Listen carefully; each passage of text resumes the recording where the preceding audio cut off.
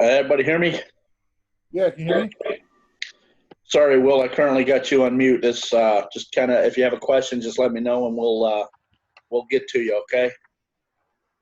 All right. So, ladies and gentlemen, thank you. Welcome back to our second episode of History's Three Sides.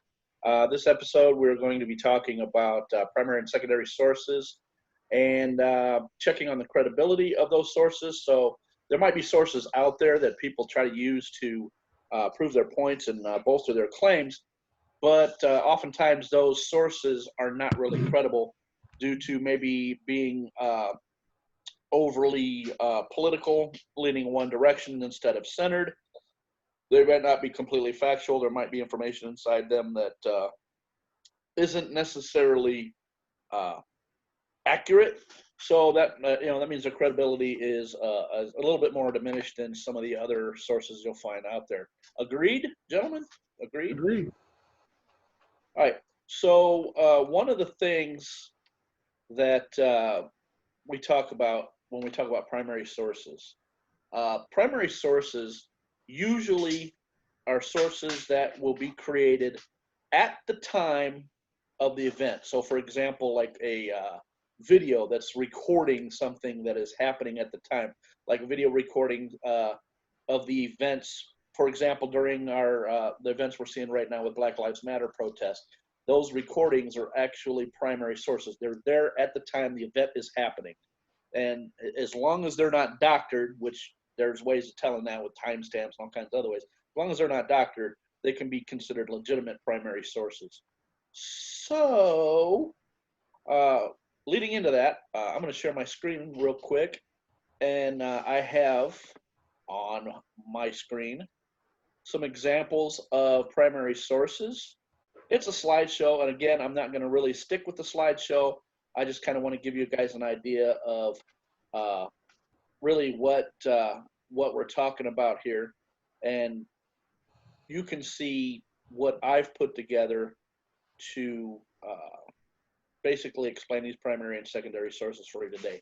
And it's a slideshow that if everybody's really interested in it and they want to see it, I can post it to our Facebook page that you can go to. Let me go to this our Facebook page. I got having political conversations with people about uh, stupid things.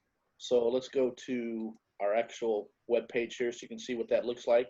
And if you would like to join us at History's Three Sides, our Facebook group, please definitely send us a invitation request, and we'll get you that invitation. So that way you can join us and then participate in some of the conversations that we have on there. But here's a slideshow. I can share that on History's Three Sides for y'all if you're interested in seeing that. It's not really a whole lot of graphics on there. It's not real pretty, but the information that you need is there. So primary sources, what are they? Primary sources basically contain firsthand information, meaning that you're reading the author's own account on a specific topic, or even that he or she participated, or an event that he or she participated in. So examples of primary sources would be scholarly research articles, where a scholar, a professional that studies that field, would go out, do some research, write an article, usually peer reviewed, meaning that their peers, also professionals in that industry, review that article for facts and information that might not necessarily be true, and say, yeah, this is pretty good. Books, diaries, and it doesn't necessarily have to be writings that were created at the time. It could be art, it could be pictures, it could be videos, just anything that's generally. It could be statues, whatever the case may be. Something that is uh, made at the time, or made by somebody that was at the actual event, that can be verified. Anybody can say, "Oh, I was there, and this is what I saw." Well, that's not necessarily what happened. If they're just trying to spin something to make themselves look better, it has to. It also kind of has to be verified by uh, other sources that make it a little bit more credible. So, what are they used for? Uh, excuse me. They're used to obtain firsthand accounts to an actual event, identifying original research done in a field, Many scholarly papers, if you decide that you're going to go to college or move further in college, a lot of those scholarly papers use primary sources as requirements. That you can't just write a paper and say, okay, this is what I found.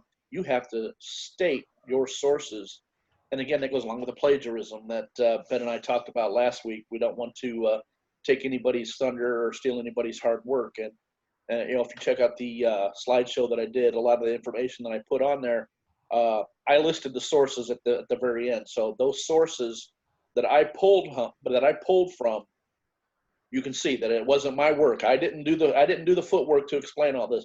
This was done by others. Excuse me. Whew. Drink going down the wrong way that I had a minute ago.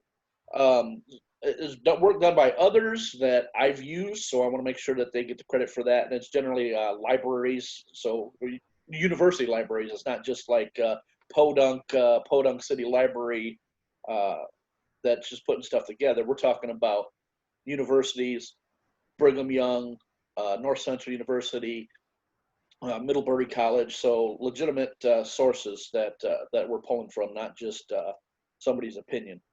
So primary sources, examples, you're talking about original documents, empirical scholarly works, creative works. Those are primary sources, and those can be broke down.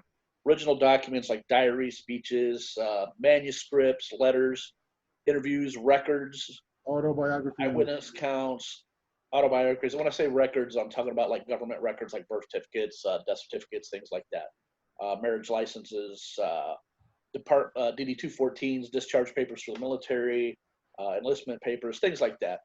When I say empirical scholarly works, we're talking about things like research articles, clinical reports, case studies, dissertations, things that are done by people that are considered to be professionals and authorities in the field that the article or the report is coming out in that work. Creative works, poetry, music, video, photography, things like that we can use as visual, not necessarily where somebody's writing down. It could be Michelangelo, could be a primary source, the statue Michelangelo. Anything that Leonardo da Vinci painted, even modern day painters, Andy Warhol, a lot of the others I don't know. I'm not real up to date on art. Our friend Will that has joined us is up on some of the art, a lot more than I am. Ladies and gentlemen, again, I want to introduce ourselves. I forgot to do that. I'm Darren. I'm being joined by Ben, who you've also already seen, and our friend Will. I am a social studies history teacher. I can delve into math, but I'm primarily social studies. Ben is also a social studies and English and special ed teacher, and Will is an English. You're also social studies, Will? So Will is also an English social studies teacher. So you got a lot of experience here between the three of us when it comes to teaching social studies and the information we can provide.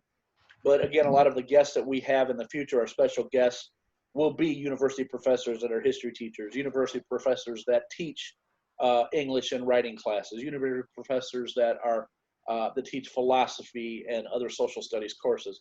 So when we do this, we want to do it the right way. And when we're talking too about primary sources in that field. Will has a lot of experience. Hang on just a second. Will's got a question. Go ahead, Will.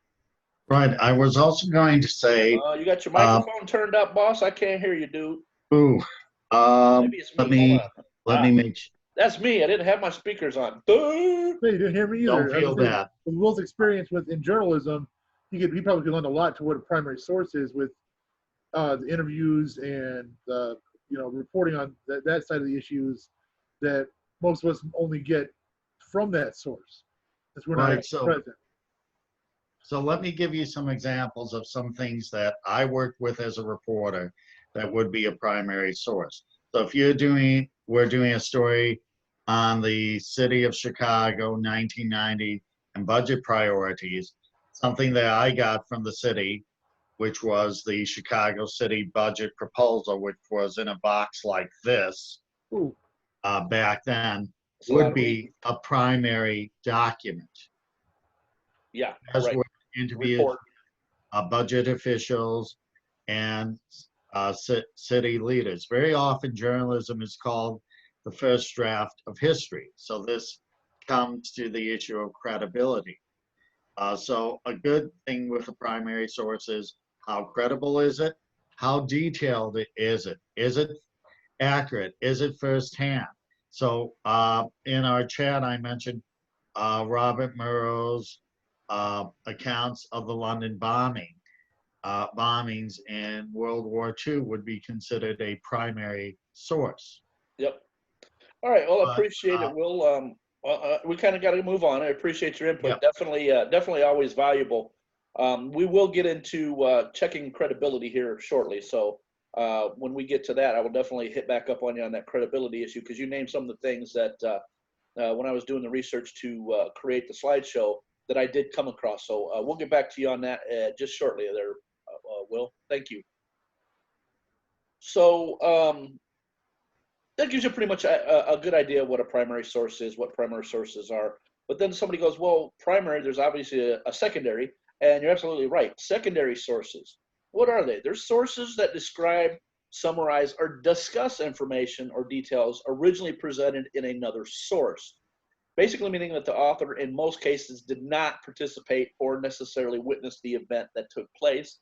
They're talking to people or are pulling off of or piggybacking off of what somebody else has done that was at or witnessed an The event. perfect example of that is, as you mentioned, Darren, when we write papers, we write papers over and over and over again throughout our college careers, and as we do that, we use other people's information as a primary source into our paper or our presentations, which then makes our production of paper or production of slideshow or presentation is now a secondary source, because it's putting out the same information we gather from a primary source, but we're telling it how we use it in our research.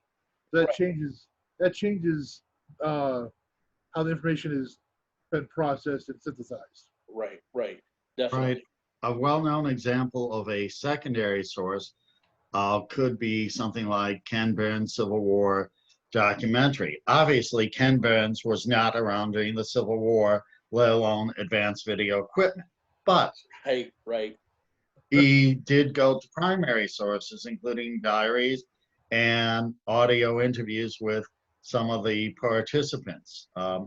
So I mean, if you have a high school student, what that's doing generally is producing, if they're reporting on a topic, can be considered a secondary source, and hopefully they went to some good primary and secondary sources. Again, we The can't think of a lot of factor things. of usage of primary sources creates a secondary source. So Right. it's exactly what you're looking at. You're synthesizing others' information and other people's research. And during my master's thesis, that was a big part of it. Was the entire last class was nothing but researching primary sources to create a new based on my hypothesis or my theories, taking a topic, taking primary resources, and then turning them into a secondary resource through my paper, having synthesized that with other primary sources as well, and in other cases, other people's secondary resources even. But yeah, it's all about gathering the information and not regurgitating so much, but using it to prove your point through empirical evidence.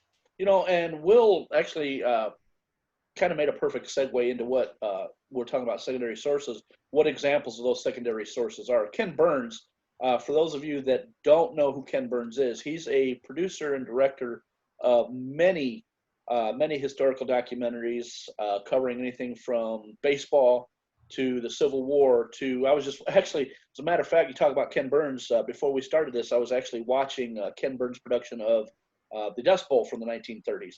So he does a lot of good work. His work is by far heads above many of the documentaries that put out there, as far as the information that gives, the quality of the video, the quality of the people that he brings on, professional historians that he brings on, paleontologists that he brings on to talk about different things. So Ken Burns is definitely somebody that I would recommend if you're interested in learning about history in kind of an interesting way, because all his shows really, they're not boring. They're interesting because he provides those facts and some of the kind of side stuff that you don't see in the history books. But when we talk about examples of those secondary sources, Will hit it perfectly. Documentaries, commentaries.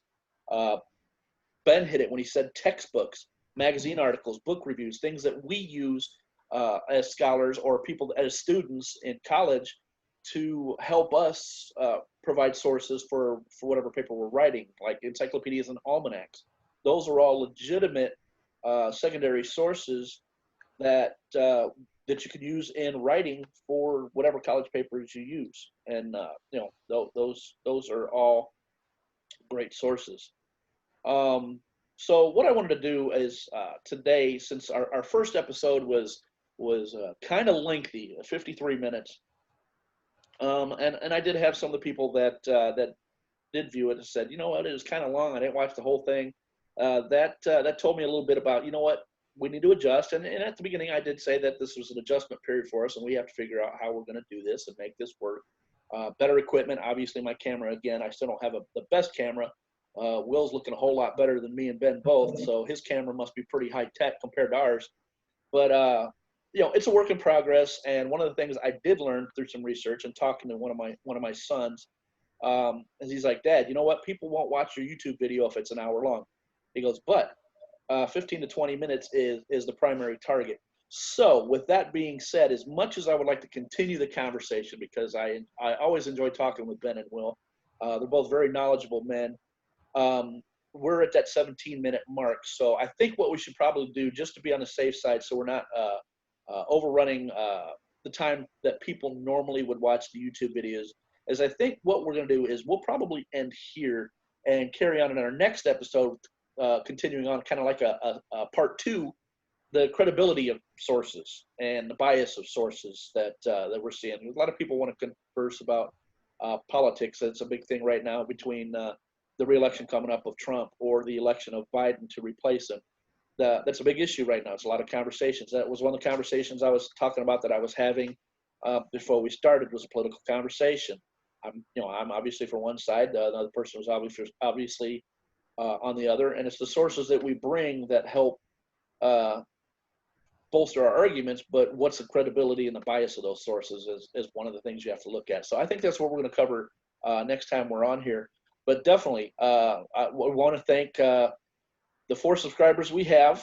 It don't really show us all the names of who subscribed, but want to appreciate shout out to the 4 subscribers that we've had so far on YouTube.